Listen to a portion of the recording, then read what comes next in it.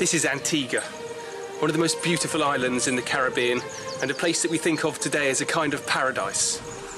It's a place where people come on honeymoon, a playground of the super rich. It's famous for its beautiful beaches, exotic waters, and tropical fruit. But when the young naval captain Horatio Nelson came here in 1784 to serve at what was then a hugely important naval base, he wrote to a friend, "I detest this country," and he described that stunning harbour as an infernal hole. It's hard to imagine what Nelson could have found that was so extraordinarily unpleasant here. But remarkable new research now underway in Antigua is uncovering graphic evidence of what it was that turned this island in the age of Nelson into a kind of hell. As a historian studying and writing about the era of the great sailing ships, I've come here to find out for myself what a voyage to Antigua at the end of the 18th century would have meant for British sailors.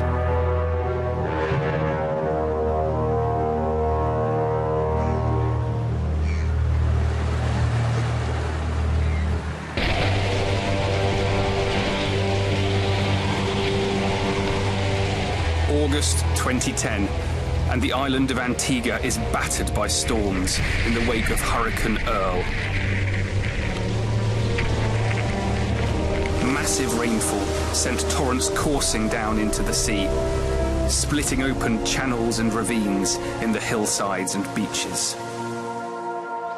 When the rain subsided after several days, locals who went out to survey the damage down here on the south of the island, in the bay known as English Harbour, were confronted with an unexpected sight. The water backed up all in this area behind the berm here, and when it found a path of least resistance out, it carved a channel, and that channel exposed sidewalls from which were sticking out femurs and jaw bones, 2 skulls that we found, quite a lot of bones. I think eventually we came up with 110 bones, 120 bones, something like that.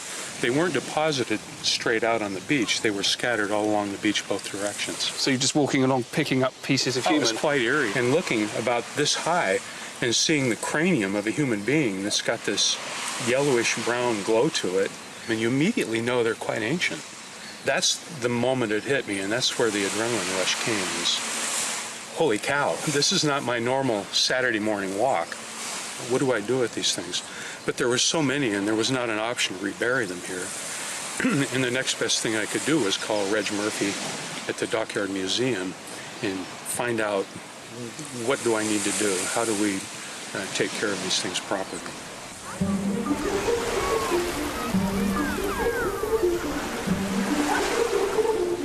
X marks the spot, and we're going to start right here.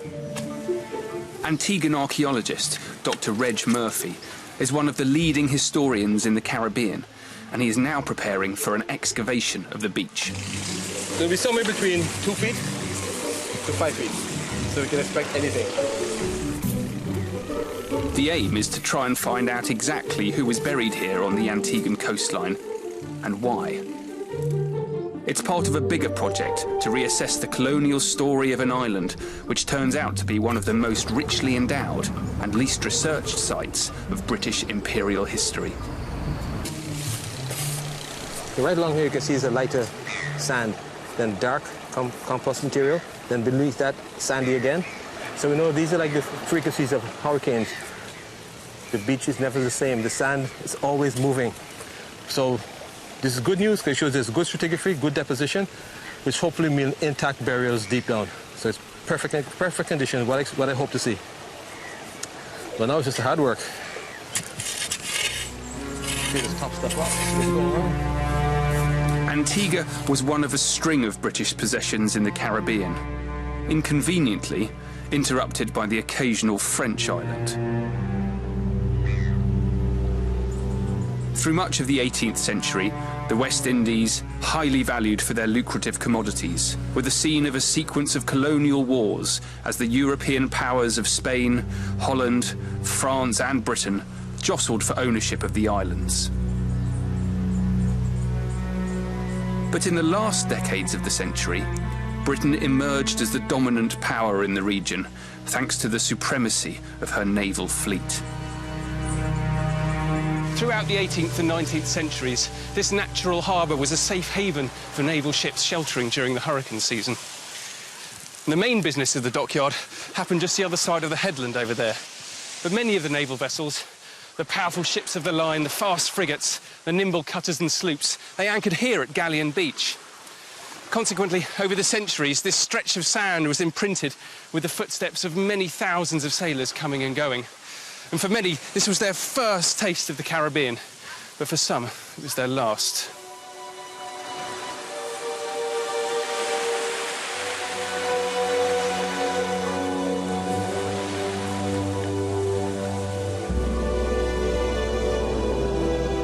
During the hurricane season, this harbour would have contained as many as 20 warships, vessels of the Royal Navy's Windward Island fleet.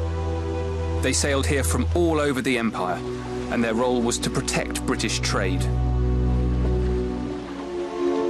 Some of them carried a grim cargo. Dead sailors, victims of virulent and little understood tropical diseases. It seems likely that they rowed them ashore and buried them as quickly as they could here on the beach. At least, that's the theory Reg Murphy has been working on since the bones appeared after the hurricane. Okay, I've been looking for clues as to who the people on the beach could possibly be and how did they come to be on that beach. So, and this is by William Brazen, and this is the dockyard in 1754, just when they're completing the expansion of the naval yard to the west side where we are now. But the interesting point is, this is the beach where we're excavating, Freeman's Bay. And here is Fort Charlotte, Fort Berkeley, and here's a frigate moored right in the middle of the bay, just like we thought, stern to that very beach. So if you're on board this ship and something happened to you, you died overnight, the closest place for burial would be that beach. To investigate what appears to be some kind of beach graveyard, Reg has put together an international team of archaeologists. We know a lot of this is fill, we know a lot of it is going to be modern, so we can move a little bit more quickly through the upper levels, and then once we hit historic deposits, slow down and be a little bit more careful about what we're looking for. Dr. Samantha Rebovich is an American historian working for the National Parks of Antigua. We're hoping that we come across some fairly intact human remains that we can then do more testing on. If a burial site is located, bioarchaeologists on the team plan to undertake tests on skeletal remains to analyse diet, illnesses and physical condition of the dead. They also hope that the dig will help answer one of the more baffling questions about the sailors and soldiers on Antigua. And one of the sort of historical mysteries is why was the mortality rate so high in the West Indies? Unfortunately, the time frame for this dig is very limited. In an ideal world, you would have as much time in the world to do archaeology, but We're moving a bit quickly with this excavation for several reasons. we are technically in hurricane season, so there's always that idea in the back of our head that we want to get in and get out.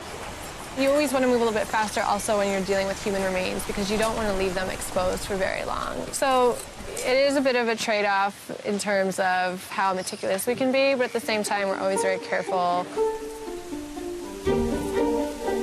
So what were Britain and her navy doing in Antigua?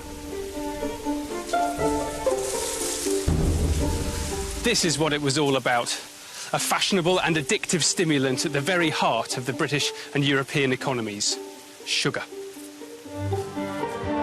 The island was colonised by the English in 1632, and over the next 50 years, sugar was gradually established as the dominant and determining feature of the island's life, landscape, economy and culture. Antigua was an important part of the British Caribbean, producing sugar for metropolitan consumption back in Britain. That sugar was produced on large plantations, and those plantations employed the labour of enslaved people imported from Africa. Caribbean sugar was a major provider of revenue, both for the British and also the French exchequer. In fact, the largest French colony in the West Indies, Haiti, then known as Saint-Domingue, produced more sugar than all the British islands put together. Sugar was a principal source of commercial and military rivalry between the two countries. And when France threatened the British West Indies during the American War of Independence, Britain immediately redeployed troops to the Caribbean, preferring to sacrifice America than lose control of her sugar islands. It's no surprise that only a few years after the end of that war, Nelson found himself patrolling the Caribbean with a fleet of warships. It's so easy to think of Nelson only in terms of his great naval battles, the victories of the Napoleonic Wars at the Nile, Copenhagen and Trafalgar. But like so many of the sailors of his era, Nelson spent much of his life and the formative years of his career in the Caribbean. Nelson was very familiar with the West Indies and the Caribbean. His first voyage at the age of 13 was on a merchant ship which went to the West Indies. And he spent most of the War of American Independence in the West Indies and on the North American station, basically in Jamaica. He saw his first real fighting in the West Indies, in Central America. And he had his first commands in the West Indies. He commanded 2 frigates and a brig during the American War of Independence in the West Indies. So this was an area he knew very well. On the 28th of July 1784, at the age of 28, Captain Nelson sailed the Boreas into English Harbour, where he spent 4 long hurricane seasons. English Harbour in the age of Nelson was far more than just a safe haven for passing ships. It was the industrial epicentre of British naval power in the Caribbean. Over there in the dockyard, there were furnaces for smelting iron and boiling tar, and the air would have been thick with burning sulphur, brimstone, used to cleanse the inside of filthy ships. The water would have been disgusting. The waste from all of the industrial processes was just thrown into the sea. And we know from archaeological excavation over where the ships were at anchor that the seabed is literally feet thick with rubbish. And the sailors simply threw overboard everything that they didn't need.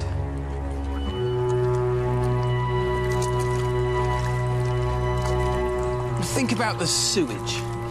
When a fleet was here, hundreds, sometimes thousands of people were living on ships at anchor. And their raw sewage went straight into the sea. There's barely any tide here. There are no ocean currents that can come and cleanse this place. So in the age of sail, this magnificent harbour was a cesspit.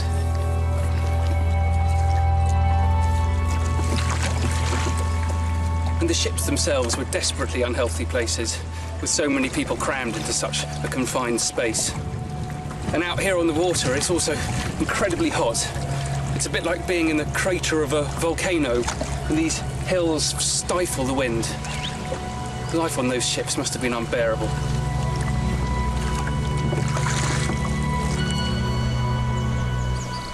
But then, frankly, you were lucky to be alive.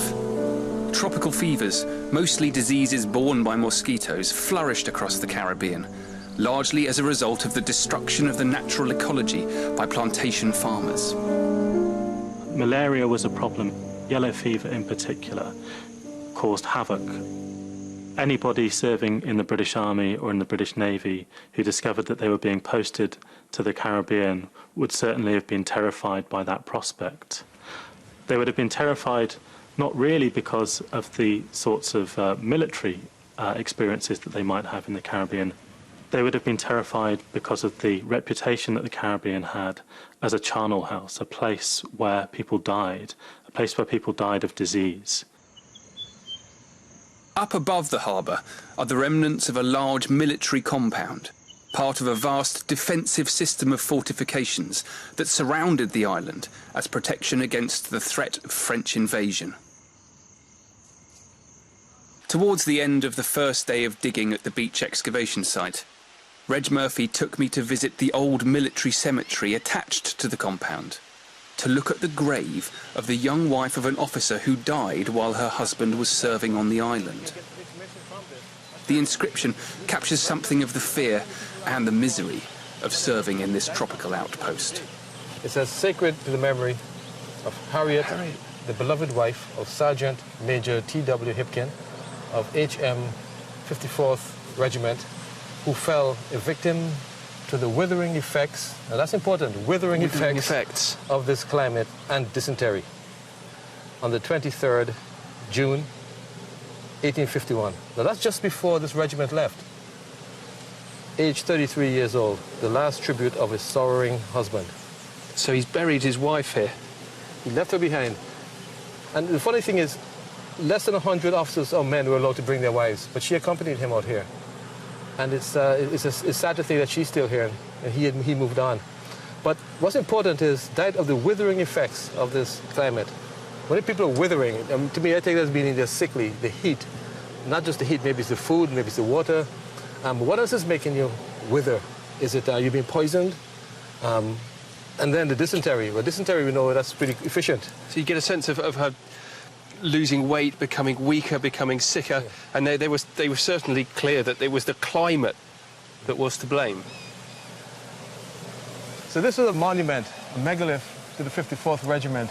They served all through the Caribbean islands, but they lost more in Antigua than anywhere else. So the monument was erected here. So Antigua was a more unhealthy place than other islands in the Caribbean? It's known as the graveyard of the Englishman, and that would have been for some serious reason. Most other islands never acquired such an infamous label. Diseases were killing all the troops that were sent out here. The fact that we've got such order up here, up in the hills, really raises the question of why there was so much chaos down on the beach. To me, it means one thing: epidemic. If you have a lot of bodies you have to deal with very quickly, suddenly the beach becomes a very fast, disposable place. The aim of the archaeological investigation on Galleon Beach is to locate an intact grave that will help substantiate Reg's theory and provide a real identity for the bones uncovered by the hurricane. But as with any archaeological dig, you don't always get what you're looking for. The British were by no means the first sailors to use this harbour. There's evidence of human occupation on Antigua from 5,000 years ago. And this sheltered bay would have been a landing point for Caribbean tribes known as Arawaks, who travelled and settled here long before the arrival of Columbus and European colonisation. 2 days into the dig, Reg has yet to uncover any sailor's bones, but he has hit upon an Arawak midden, or rubbish dump. So easy to collect. You just come in, you're tired, you're hungry, you grab the closest resource you can find, shellfish nearby. You got lunch, you got fire pits, and we have what we think is a post hole. They may have had a little building here. So they had shelter, stay for a little while, refresh, and then you move on to another island. What I have found is bits of a broken stone axe. You can see it was used. And this material is, this rock, type of rock, comes from St. Martin. So they were definitely, coming in, bringing materials. So that's the kind of thing they'd have used to crack open shells? Yeah. Or would it have been much sharper than that? Cut up, repair your canoe. It would have been a lot sharper. OK, so more like an axe than a hammer? Yeah, it's an axe. OK. This is a scraper. Yeah. It's a beautiful tool, repointing along here.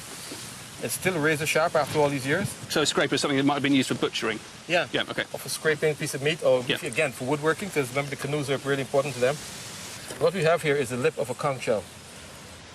As simple as this looks, you take this, and then this is the first phase, and you cut along here.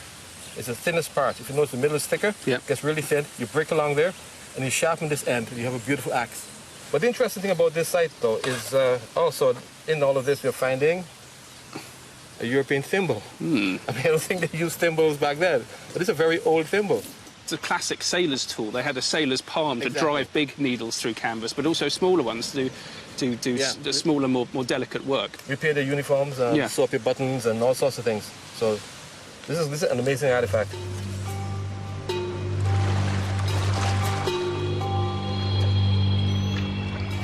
It may seem like an innocuous clue, but for me that thimble immediately takes you on board one of those frigates lying out in the bay.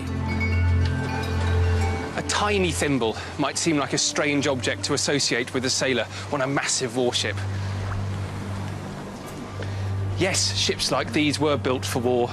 The hulls 3 feet thick to protect the sailors from enemy shot, and bristling with cannon.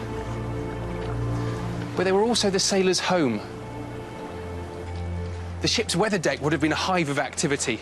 Men cleaning the deck, exercising at gun drill, and queuing to go aloft to trim the sails. The very best of those men would have carried a thimble in their pocket. And what a home it must have been. Hundreds of men living together on a gun deck like this, with very little access to fresh air or light, in a space that is shared with livestock. And then you get sent to the Caribbean, where the heat from the tropics turns the fresh food rancid and the water green with slime.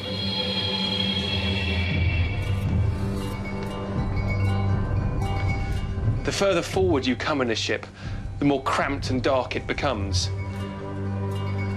But it's up here, beyond the hammocks, underneath the forecastle, where a sailor might find a little space for himself in a gap between watches to write a letter home or to mend his tattered clothes, perhaps with a tiny copper thimble.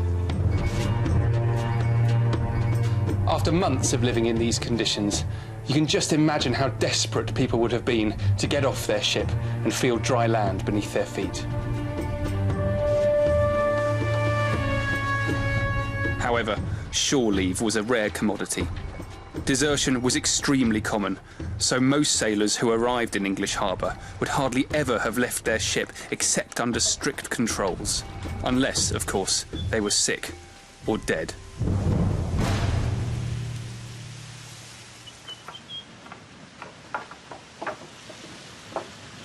At the dig site, there's an air of disappointment.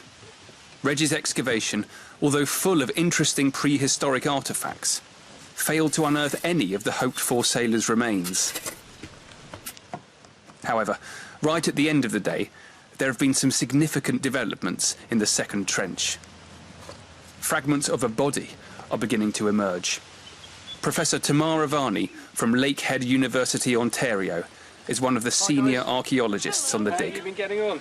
Good. We're just packing up for the day, and so we backfilled a little bit of the site of the unit so that there's not bones going to be unprotected overnight. And so what we found in this corner is we found a foot, and it's in very bad shape. So we've just had a very light cover over it. And what's under the mysterious yellow tray? This is a very scientific hiding device, which hides this very poorly preserved skull. Wow. Here. And this is probably not related to that leg bone there. Because it's on a different layer, is that how you worked that out? Yeah. And what we have removed from there, though, because we don't want them to go missing because they're so exciting, are some buttons that Paula found. These two buttons, the first one that we found was found in the screening of some of the sand we removed from the site. And the second one we found up against the shin bone. And they are very exciting. They're lovely buttons. The back is brass, and the front is has some mother of pearl inlay. So that suggests maybe quite a high-status burial?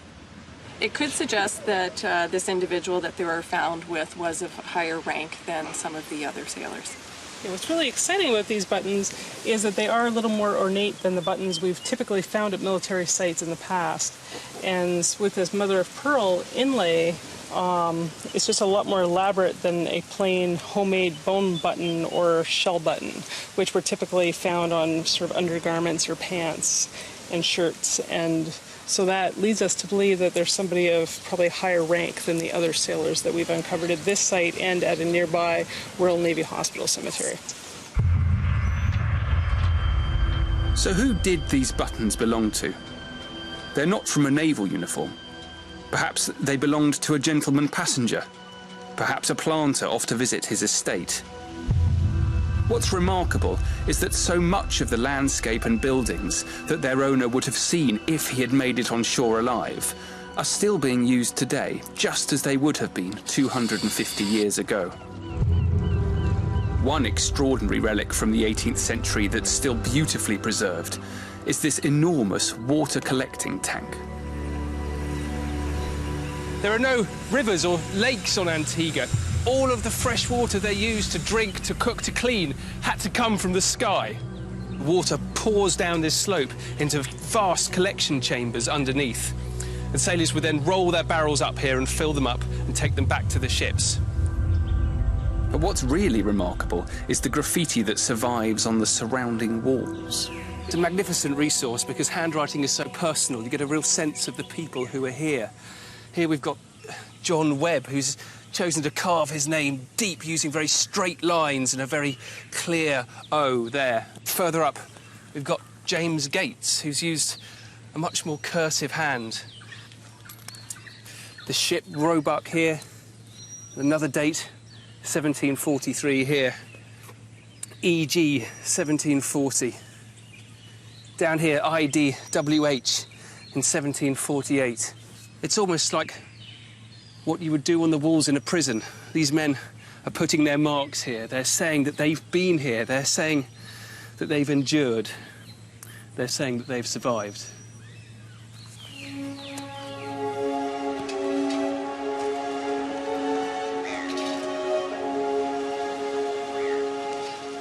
After 3 days' work at the excavation unit, a miraculously complete figure has appeared in the sand. Matt Brown is a bioarchaeologist from City University, New York. We managed to uncover the skeleton that we identified earlier today, or yesterday. You can look at where the hands are. They're actually laid over the pelvis area. He looks very neat. Yes, doesn't he? Yeah. And from what I understand, sometimes they'd wrap them in their hammocks. So maybe that helped to keep the individual in line. But that makes sense. You can almost see the shape of him being squashed together by his hammock, and his head's almost slightly raised, hunched forward.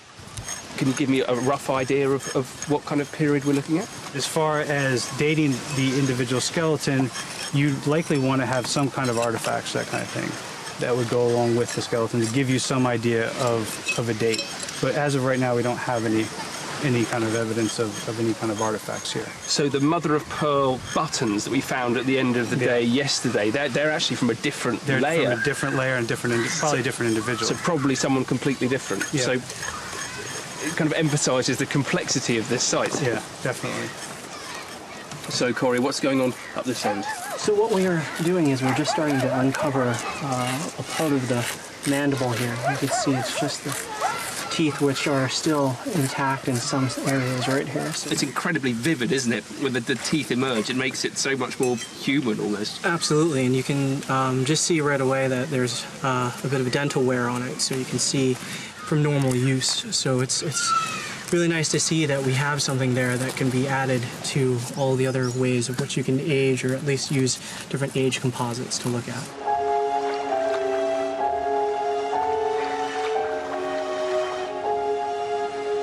Well, we've come to the end of 3 really hard days digging, and there still seems so much more that we need to do.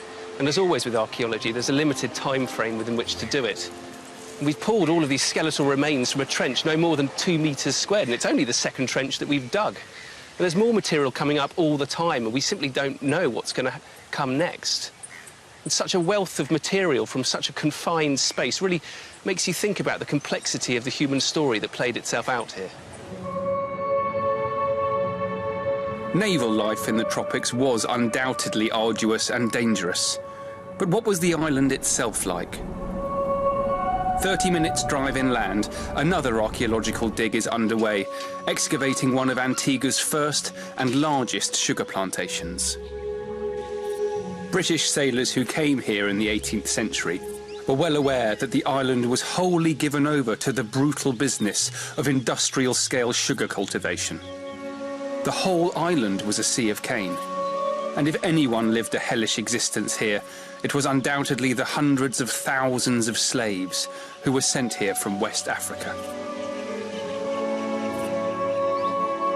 Betty's Hope Plantation was founded in the mid-1600s by one of the island's earliest colonisers, Sir Christopher Codrington. The archaeological investigation of the Codrington plantation is headed by Californian professor Georgia Fox. Working with a team of students, she's currently excavating the main planter's house. The scale of the industry, the plantation at one time was about 700 acres. And of course, there's a whole cadre of people working here, the managers, overseers, the servants, and about 400 slaves. So it was a huge operation. It was an industrial complex. we escaped from the dust and sun into one of the old sugar-crushing windmills. So what's the purpose of the excavation at the moment? Well, this is the first plantation house to be excavated on Antigua, so it's important for local island history. But there are so few plantations that have been fully excavated in the Caribbean region. There still needs a lot of work to be done to understand how plantations function. Historians write about plantations and plantation life, but the archaeology fleshes out those details through the excavation of the material culture, the buildings, the artifacts, and so they might tell us a slightly different story. We don't know. The artifacts don't lie. We have a whole complex of support buildings to the north of the Great House, which included a servant's quarters, a doctor's office, the overseer's office, and other buildings, which we're looking for now. And then we're also looking for the original slave housing, the pre-emancipation slave housing. And would that slave housing have been nearby, or was that in a slightly separate location? Yes, it would have been nearby because the planters always wanted to keep an eye on their slaves. But at the end of the day, we're also trying to look at not just the plantation as a system, but trying to understand, the lives of the people who lived and worked here, whether they were the owners or the slaves. And so we want to have a more holistic picture of plantation life.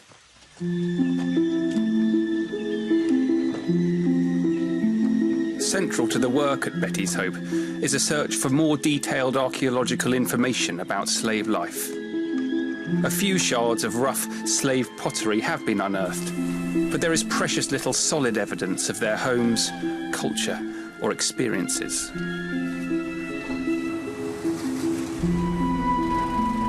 On an island where the majority of the population are descended from slaves, a more detailed and forensic understanding of slavery on the plantations is essential in helping future generations of Antiguans develop a proper understanding of the darkest part of their national story.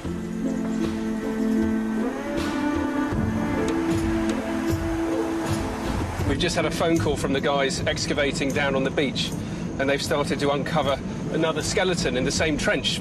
So we're heading back to English Harbour as quickly as we can. It's a bit of a jumble, as you can tell. We've got a lot of different bones popping up in places that are not anatomically correct. So we've got some fibula over here, another fibula down here, bits of pelvic bone over here. We are finding a lot of coffin nails, though, which is very interesting. So I actually just found one here, and we've got one here, two over here. One is actually in a jumble of pelvic bones.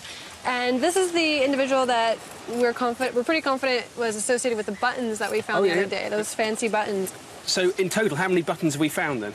We found a total of 5 buttons, which is pretty exciting. And they're kind of across the individual, but as I said, the individual's pretty jumbled up, so can't really infer too much about the placement of the buttons at the moment. Each bone from the site is carefully removed and wrapped to be taken for analysis by Tamara in the project workshop.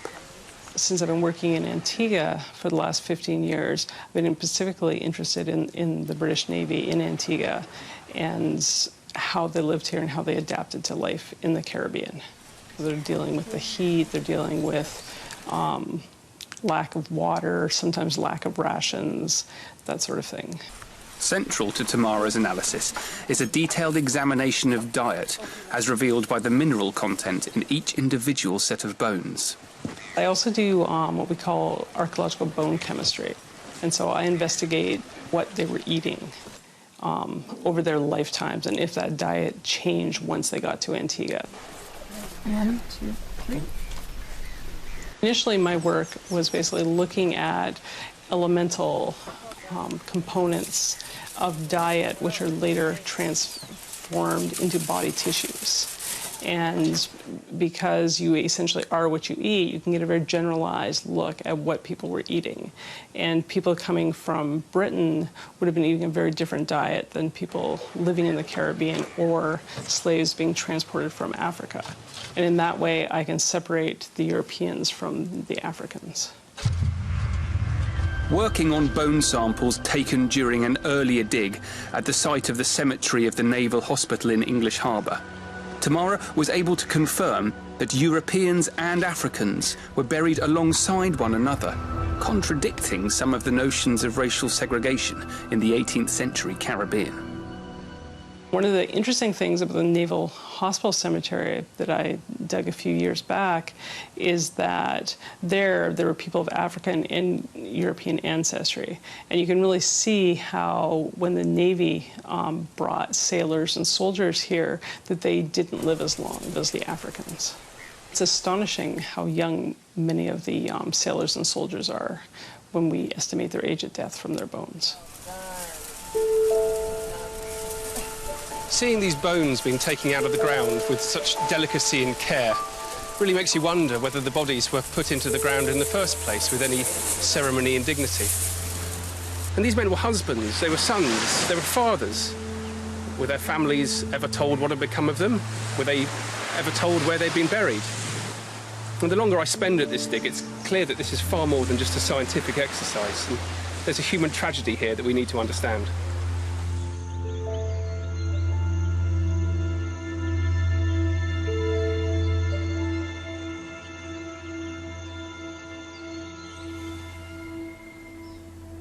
The first skeleton from the dig has now been laid out in Tamara's workshop for preliminary analysis. So Tamara, what can you tell us about him? Well, I can tell you that he was in his late 30s when he died, and he's male, and he was about 4'11", 5 foot in stature. So what are you actually specifically looking at when you're gauging the age of a skeleton? We're looking to see how rugged it is and how much porosity is there and how dense the surfaces are. And on a much younger skeleton, what does it look like? Is it shiny or? It would be much more rugged and, more rugged. And a little more coarse. So this is very much the first stage and where you plan to go forward. So yes. What do you do next? What I'll do next is examine each one of the bones a little more carefully to see if there's any subtle traces that indicate something about health. Can you get indication of disease maybe being a cause of death? You know, it's very rare to be able to find an indicator of cause of death, because cause of death is usually from some sort of soft tissue cause. What we might be able to deduce is if he had a traumatic death or if it was a disease which left a lot of indication on bone, which I can already say is probably not. It's probably an acute cause of death. The main work on this skeleton will take place back in her lab in Canada, where Tamara is keen to pursue a new line of research looking at the phenomenon of lead poisoning amongst the Caribbean sailors. One of the historical questions has been what led to the high mortality rate of the Royal Navy and military in the West Indies. And one of the historical sort of hypotheses is a combination of alcoholism and lead poisoning, and with lead poisoning coming from the alcohol. The most important byproduct of sugar production is rum. And rum, after sugar, is the most important export of the sugar islands. Rum is an extremely important part of local life on the islands, and planters were renowned for their high living and their drunken antics and behaviour. Rum was also regularly doled out to the slaves. But the greatest consumers of rum on Antigua would have been the sailors and soldiers, for whom it was the anaesthetic of choice. This is a very old bottle would have likely held rum. We know that every sailor got his traditional pint a day served in 2 batches mixed with lime and water. So the grog was a very traditional naval drink, and they had to have it. In fact, we find an old poster advertising for 200,000 gallons of rum in Antigua to be purchased to supply the military forces in the Eastern Caribbean islands. Also, remember, they're surrounded by plantations. Cheap rum, new rum especially, the first distillation was really cheap. I think this rum was probably very poisonous. All the piping, all the tubes, all the worms that have been distilled, the rum's being distilled in, is made of lead. And we know from the records that they drank a lot of it in addition to their rations. You know, they're probably taking themselves to an early grave with lead poisoning. And of course, once you get sick, you get sent to the hospital to treat the dry belly ache and the flux they all complained about was probably caused by lead poisoning from the rum. And again, when you get, bleed you, the only treatment they had was bleeding, blistering, and mercury. That doesn't really help the lead in your body if that is the problem. There was something a little bit more to it than the yellow fever malaria. I think rum was seriously poisonous. It's this lead content in the rum and its absorption into the sailors' bones that has been the subject of Tamara Varney's most recent research. I've been working with some new technology called a synchrotron, which is basically a large atom accelerator that creates brilliant, brilliant light, which allows us to take our analysis to levels which was previously not possible. And with that, we can look at not just the amount of lead that's been accumulated into bone over a lifetime, but we can actually look at the distribution of that lead inside the bone, and if it's been incorporated into the bone as opposed to just being a contaminant from the burial environment. Tamara's research indicates that, thanks to the rum, young British men were heavily poisoned with lead while they were in Antigua. This would have compromised their immune systems, making them especially vulnerable to whatever tropical diseases they encountered. It's another fragment of information that only adds to the grim picture of naval life that sailors, like those now appearing in increasing numbers in the excavation trenches, would have endured. So, Sam, we've got another extraordinary jumble of bones here. Can you tell me what's going on? Sure. Well, right now you're looking at least 6 individuals. 6? Yes. Crikey, so that's 6 more from what we've already discovered? Yes. All in this one small area? Yes. So right here we've got an individual, and you're seeing 2 lower leg bones coming out. Yeah. Down here, further, we've got 2 feet, and they're beautifully preserved, and they're just poking out of the sand. They've just been chucked on top of each other. Yeah, they're just, someone was definitely lying down with their feet up in the air. And with these, we've got another one of our fancy buttons and a coffin nail. Here we've got what looks like a very well-preserved skeleton coming out. We're very excited about this one.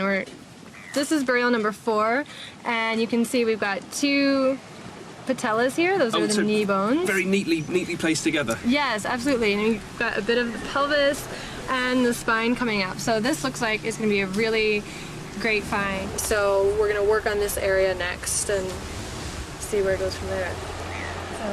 Amongst this collection of bones was an unexpected and disconcerting discovery. There. So what we're looking at with the 6 individuals that you saw in the trench is we're looking at adult and some subadult, or people that are juveniles and children. So there are kids in there? Yes, there certainly were. And on ship there were children and young boys that were apprenticed on the ships. Do you get a sense of what sort of age we're talking about here? One is under 14 and one is definitely under 16. And you can tell that from which growth plates are not fused, but we haven't really had a good look at them as yet. So there's more to come, but we think Yes. there are children buried amongst fully grown adults. Yes. We know that boys were commonly employed on ships as servants, as top men in the rigging, and as powder monkeys during battle. But these juvenile skeletons are still a poignant discovery, and one that further contributes to the identification of the bodies as sailors. What's going to be much harder to pin down is the ship that they came from. Thanks to naval records, we know that one vessel, whose crew seems unlikely to have buried any of its number on Galleon Beach, was Horatio Nelson's HMS Boreas.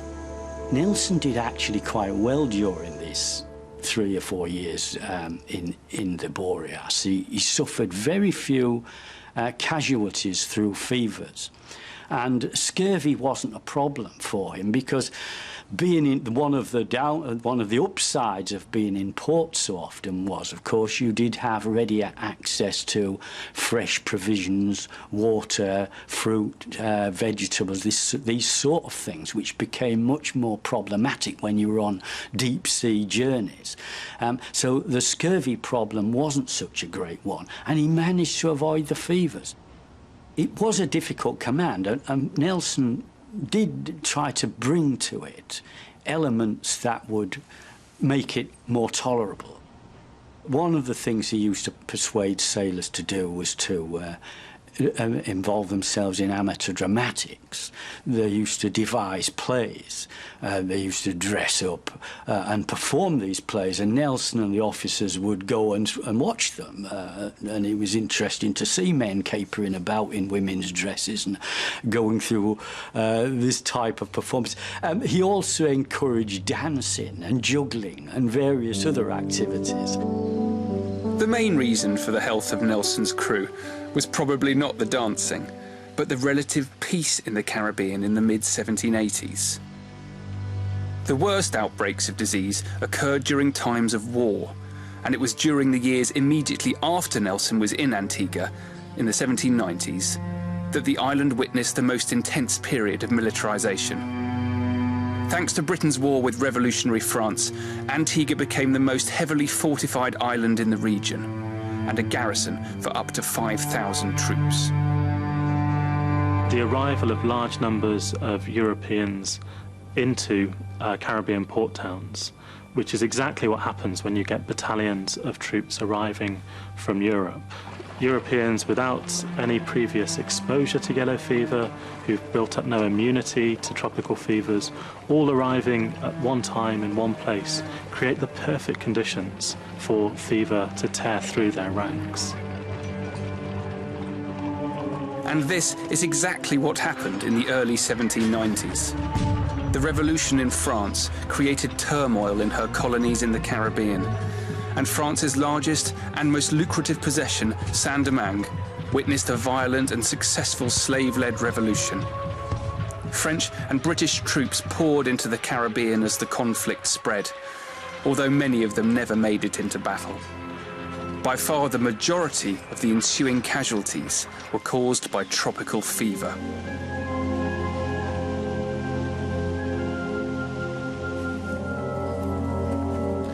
English Harbour was notorious for disease and became known as one of the most unhealthy spots in the Caribbean. But it's likely that many of the sailors buried on Galleon Beach were dead before they even arrived in Antigua. An extraordinary account survives of one ship that arrived in May 1793, HMS Experiment. HMS Experiment was a warship that had recently visited the port of St. George in Grenada. During her stay there, she appears to have been infected by a ship newly arrived from West Africa with a virulent strain of yellow fever known as Boulam fever. Shortly after contagion, the Experiment was instructed by the Admiralty to assume duties patrolling the waters around St. Kitts and Antigua. I managed to track down the naval documents relating to HMS Experiment. The journal of the proceedings of His Majesty's ship Experiment, kept by her captain, Simon Miller. She was sailing off Dominica. She'd left Grenada, and she's 42 miles to the north of Dominica when things start to go wrong. He notes here, company very sickly. The next day, after some entries about the day-to-day life of the ship, again he's put, ship's company very sickly. You can tell he's a man who's starting to get really worried about what's happening. The day after that, departed this life, Richard Ellis, at 11 committed his body to the deep. These entries continue for a number of days. Ship's company sickly. Again, that was just a day after they'd buried Richard Ellis at sea. Then something really interesting happens. Discipline starts to break down on board. The captain has to punish Daniel Denton with 12 lashes for contempt. And the next day, he's punished another sailor called Jonathan Munro, this time with 36 lashes for theft. They're still sailing from Dominica towards Antigua. And then once again, on the same day, 11, departed this life, Thomas Woollingley. At midnight, committed his body to the deep. And the very next day, he has to punish Henry Wood with 12 lashes for neglect.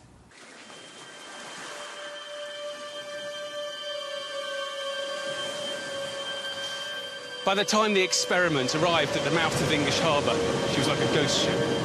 The few surviving men on board her, incapable of bringing her in. One of the defensive strengths of this harbour is the narrowness of the inlet, but it made the whole process of actually getting in incredibly difficult for these massive and cumbersome sailing warships. To help them, they'd run lines ashore and wrap them around strong points like this. It's a cannon sunk into the stone. Now, this was far beyond anything that the crew of the Experiment could cope with, so they made a signal for assistance. And a crew from the frigate Sol Bay rowed out to help. It was an act of suicide. Every single member of that rescue party was infected and died. The muster books of the Experiment and the Sol Bay, the lists of men on board, paint a vivid picture of the rapid demise of the ship's crews. Richard Warren, discharged dead. Charles Norburn, discharged dead.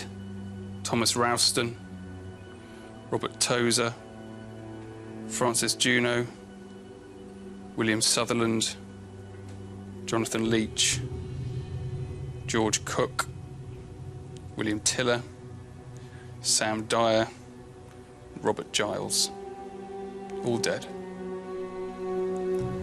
Now here too we have the boatswain, who was Thomas Carrington. He's recorded as having 2 servants.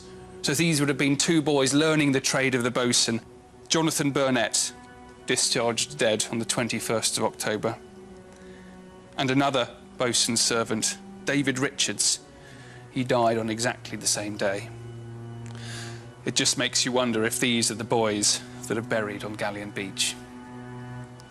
We'll never know exactly who the bones now being excavated belonged to, but over 200 sailors from the Experiment, the Sol Bay and other infected ships died in the Boulam fever epidemic in English Harbour towards the end of 1793.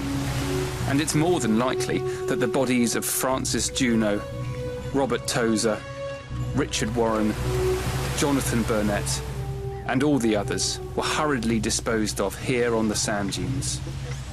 The full extent of this beach burial site, however, is unclear, and for now it will have to remain a subject for speculation, as this dig is now beginning to wind up.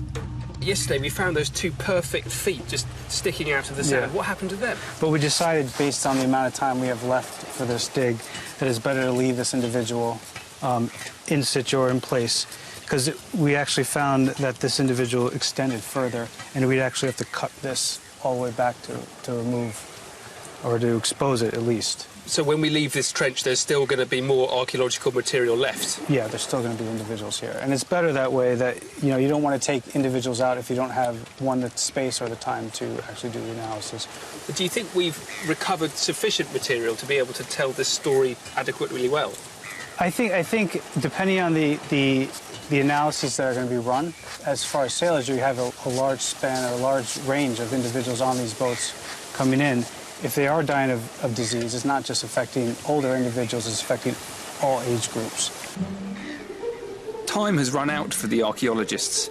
They're leaving at least 2 unexcavated skeletons in the ground, and they are now pretty confident that there are many more, perhaps hundreds of bodies buried in this sand dune. For the benefit of future archaeologists returning to this fascinating site, the team are leaving a message behind, a simple clue that this small patch has already been dug.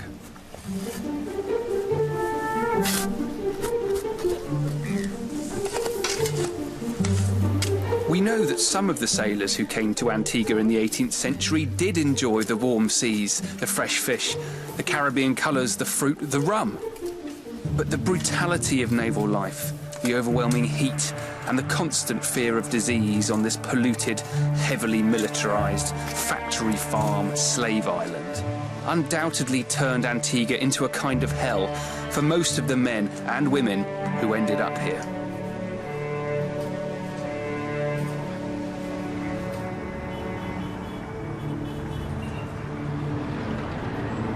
But what about Nelson? He had no qualms about the business of the island. As a senior officer, his comforts and living conditions were far easier than they were for his crew. He didn't suffer from sickness until the end of his Caribbean posting. So what made him quite so miserable in English Harbour? The answer was boredom, frustration, and a girl called Mary Moutre. English Harbour was a tiny settlement, but the resident British Commodore, Sir John Moutray, had an attractive wife 30 years his junior.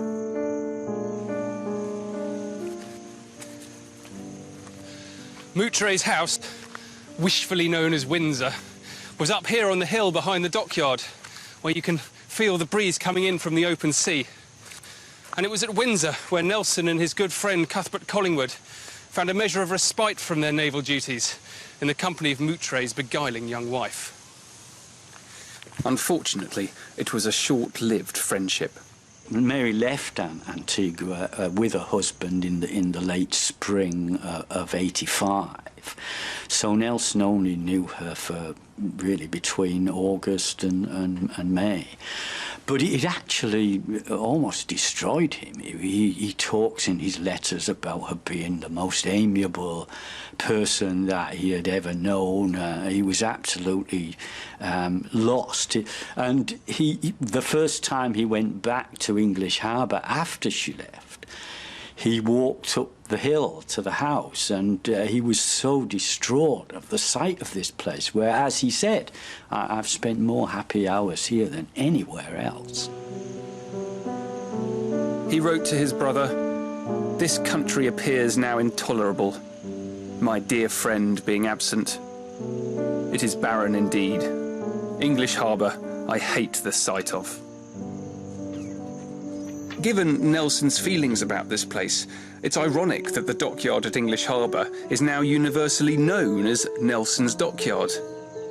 But I think it's an important reminder of the historical significance of this site. So if you think about the bigger picture, I mean, how important is the work that you guys are doing for Antigua? Antigua was, for example, at one point in time on the frontier of the empire. This is where they had to come and protect the resources here. It was valuable because of the sugar. Once the sugar was gone and it had no value, they were forgotten. Emancipation, slaves were freed, and now we're a sort of small little marginal country in the Eastern Caribbean.